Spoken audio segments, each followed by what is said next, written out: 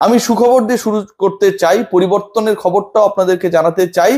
এবং এই সুখবরটা সত্যি সত্যি বলছি, সাব্বির রহমানকে কেন্দ্র করে এই মুহূর্তের আপডেট, যেটা বাংলাদেশ ক্রিকেট বোর্ড সংশ্লিষ্টদের কাছ থেকেই পাওয়া, আমার সূত্র থেকেই পাওয়া, এনশিওর করেছে যে সাব্বিরকে জাতীয় দলের টি-20 সেটআপ স্পেশালি চিন্তা ভাবনা করা হচ্ছে। সাব্বির রহমানকে জাতীয় দলের টি-20 সেটআপে ইনক্লুশনের ব্যাপারে চিন্তা ভাবনা করা হচ্ছে। এবং এই যে চিন্তা ভাবনার সবচেয়ে বড় অন্তরায় হিসেবে বাংলাদেশি বংশোদ্ভূত একজন ছিলেন, যিনি সবচেয়ে বড় স্পিড ব্রেকারটা দিয়ে রেখেছিলেন, বেয়াদব কথা শুনে না, সাব্বির নিজেরই শেরের উপর সোয়াশের ভাবে। সাব্বিরের মধ্যে তো একটা অ্যাটিটিউড রয়েছে, একটা ভাব রয়েছে, দেখবেন নাসির, সাব্বির, এদের মধ্যে একটা ব্যাপার স্যাপার রয়েছে। এই ব্যাপার স্যাপারটা হচ্ছে আবার যাদের ব্যাপার স্যাপার নেই, আলু ভর্তা পান্তা ভাত টাইপের, তাদের কাছে ভালো লাগে না। কারণ তাদের প্রথমত নিজের কোনো ব্যাপার স্যাপার নেই, অন্য যাদের মধ্যে একটু হিরোইক ব্যাপার স্যাপার রয়েছে, একটু ড্যাম স্মার্ট, এই টাইপের ক্যারেক্টারগুলোকে তারা পছন্দ করে না। আমি কিন্তু আসলে ভাই সত্য কথা বলতে পছন্দ করি, সেই কারণে বলছি।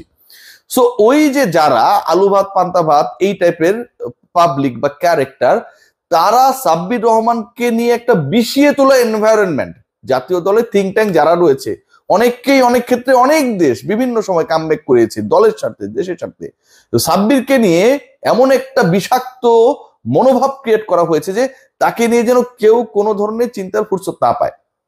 বাট সেই চিন্তার জায়গাটা আবারও তৈরি হয়েছে, স্পেশালি বাংলাদেশ নেপালের বিপক্ষে যে ম্যাচটা, যেই সিরিজটা হারলো, টানা 3 ম্যাচে পরাজিত হলো যেই দল, সেই ওয়েস্ট ইন্ডিজের বিপক্ষে বাংলাদেশ হেরে গেল।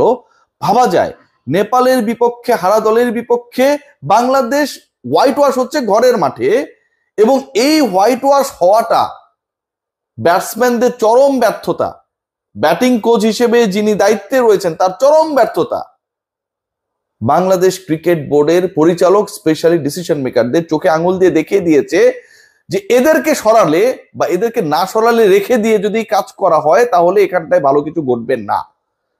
মিডল অর্ডারের এই মুহূর্তে যে 2-3 জনের নাম আসছে, আমরা অনেকের ক্ষেত্রে চিন্তা করছি এমন ভাবে, আলোচনাটুকু একটু শুনুন, যে অমুক হলে ভালো হয়, ইয়াং কিছু ক্রিকেটারের অপশনস আসছে। কিন্তু আপনি যদি এক্সপিরিয়েন্স কেউ থাকে, যিনি বিভিন্ন সময় তাকে প্রমাণ করেছেন, সে কেন নয়, এই ডিসকাশনটা শুরু হয়েছে। এবং সেখানটায় সাব্বিরকে কেন্দ্র করে গতকাল রাতেও আলোচনা হয়েছে। সাব্বির রহমানের জাতীয় দলে ফেরার মঞ্চও হতে পারে, অবাক হব না। আপকামিং আয়ারল্যান্ড সিরিজ রয়েছে, আপনারা সবাই জানেন, সেখানে 2টা টেস্ট। আমাদের লেজেন্ড ক্রিকেটার মুশফিকুর রহিম তার 100তম টেস্ট খেলবেন। পুরো বাংলাদেশের মানুষের জন্য কত বড় অর্জন। আলোচনা করি, সমালোচনা করি, মুশফিককে নিয়ে আমরা হচ্ছে প্রাউড ফিল করি, হাসাহাসি করি, সবই করি আমাদের হিরোকে নিয়ে। কিন্তু এন্ড অফ দ্য ডে কত বড় অর্জন, এবং সেই অর্জন অর্জিত হবে ঢাকার মাঠে। বাংলাদেশ যখন ওই ম্যাচটায় নামবে, মুশফিক 100তম টেস্ট খেলতে নামবে, তারপরেই শুরু হবে টি-20 সিরিজ। চট্টগ্রামে 2টা, ঢাকায় 1টা, 27-29-2। সাব্বির রহমানকে এই 3 ম্যাচের কোনো একটা আবারও আমরা হয়তো জাতীয় দলের জার্সিতে দেখতে পাবো। এবং সেই আলোচনাটা ওভাবেই আগাচ্ছে। শেষ পর্যন্ত কি হয়, ও have no idea, but I want to be optimistic. ঘুরছে, খেলছে।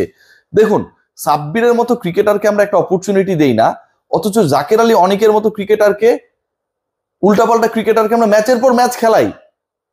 ম্যাচের পর ম্যাচ খেলে আমরা কি করি, খেয়াল করে দেখবেন, প্রতিপক্ষ এমন একটা অবস্থায় চলে যায় যে ওই প্লেয়ার যখন ক্রিজে থাকে আউট করতে চায় না। ধরেন আমি ওয়েস্ট ইন্ডিজের হয়ে খেলতেছি, ওই জায়গাটা জাকের আলী অনেক ব্যাট করতেছে, আমার প্ল্যান কি থাকবে? আমি আমার বোলারকে বলবো, ভাই তুই ওরে আউট করিস না, যত পারো অফ স্ট্যাম্পের বলে মারো, বল করো, এবং ওই অফ স্ট্যাম্পের বাইরে বল করলে ও বিট হবেই। ক্যাচ উঠলেও ক্যাচ ধরার দরকার নেই, থাক। যতক্ষণ জাকের আলী যেভাবে ফেল করেছে, যেভাবে ব্যর্থ হয়েছে, যেভাবে বাংলাদেশকে ডুবিয়েছে টানা 3 ম্যাচে, জাকের আলী যদি 2 ম্যাচে, প্রথম ম্যাচে খেলেন নাই, জাকের আলীর মতো ক্রিকেটার যদি ক্রিজে থাকে, যিনি বুদ্ধিমান ক্যাপ্টেন, তিনি চেষ্টা করবেন তাকে বেশিক্ষণ খেলানোর। তিনি চেষ্টা করবেন ক্যাচ উঠলে ওই উইকেটটা না নেয়ার। সে থাকলেই লাভ, সে থাকলেই আমার রানটা চেস করা সম্ভব না। এরপরে কে নামে? এরপরে নাসুম নামে, রিশাদ নামে, তাসকিন নামে, ওরা তো বড় শট খেলে ভাই। ওরা হয় টিকে থাকবে, আদারওয়াইজ বাংলাদেশকে যেতে হবে, এরকম একটা সিচুয়েশন ক্রিয়েট হয়। সো এরকম ক্রিকেটারদেরকে যেভাবে সালাউদ্দিন প্রমোট করেছেন, এরকম ক্রিকেটারদেরকে যেভাবে ন্যাশনাল টিমের ক্যাপ্টেন পর্যন্ত বানিয়ে দেওয়া হয়েছে, কোন বোর্ড মিটিং এই সিদ্ধান্ত হয়েছে আমাদের জানা নেই। ক্রিকেট অপারেশনস যদি এই সিদ্ধান্ত নেয়, বাংলাদেশ ক্রিকেট বোর্ডের পরিচালকদের অফিসিয়ালি এটা জানার অধিকার রয়েছে। নিয়মিত ক্যাপ্টেনের অবর্তমানে জাকের আলী অনেক ক্যাপ্টেন এটা তো ভাই অষ্টম আশ্চর্য। কিভাবে তিনি হয়ে গেলেন, কোন পারফরমেন্সে হলেন, কোথায় ক্যাপ্টেন্সি করেছিলেন, কোনো কিছুর কোনো খবর নাই। আপনি তাকে খেলাচ্ছেন শুধু না, গত ম্যাচেও তাকে জোর করে খেলিয়ে দেওয়া হলো, প্রোটেক্ট করার জন্য 8 নম্বরে নামানো হলো, নাসুমের পরে ব্যাটিং এ নামানো হলো। প্রথম বলে আউট হয়ে যাচ্ছিলেন, দ্বিতীয় বলে কোনো মতো একটা রান নিয়ে তৃতীয় বলে আবার আউট হয়ে গেলেন, লেগ সাইডে মারতে গেলেন ফুল টাচ, এত তার কনফিডেন্স, সেটাও টাচ করতে পারলেন না, এলবিডব্লিউ এর রিভিউটা নষ্ট করলেন। এই যে ঘটনাগুলো ঘটেছে সাব্বির রহমানদের ক্ষেত্রে, আফিফ হোসেনদের ক্ষেত্রে, আকবর আলীদের ক্ষেত্রে, সৌম্য সরকারদের ক্ষেত্রে, এই কাজগুলো কেউ করে না, তাদের নাম জাকের আলী না। এটাই আমার কাছে মনে হয় সবচেয়ে বড় সমস্যা। আকবর আলী এদিক থেকে আমার কাছে মনে হয় কিছুটা হলো এগিয়ে রয়েছেন, কারণ সৌম্য সরকার বলেন, আফিফ হোসেন বলেন, কিংবা সাব্বির রহমান বলেন, এদের নামে শেষে কিন্তু আলী নাই। জাকের আলীর মতো করে আকবর আলীর নামে শেষে অন্তত আলী রয়েছে। সো ওইটা দেখেও যদি প্রিয় শিক্ষক কিছুটা হলেও মনে করেন যে আসলে আকবরকে খেলার সুযোগ দেওয়া যেতে পারে, কিপিং টসে যেহেতু পারে, তাহলে আমার কাছে মনে হয় জাতি কৃতজ্ঞ হবে। সবাই ভালো থাকবেন, টেক গ্রেট কেয়ার।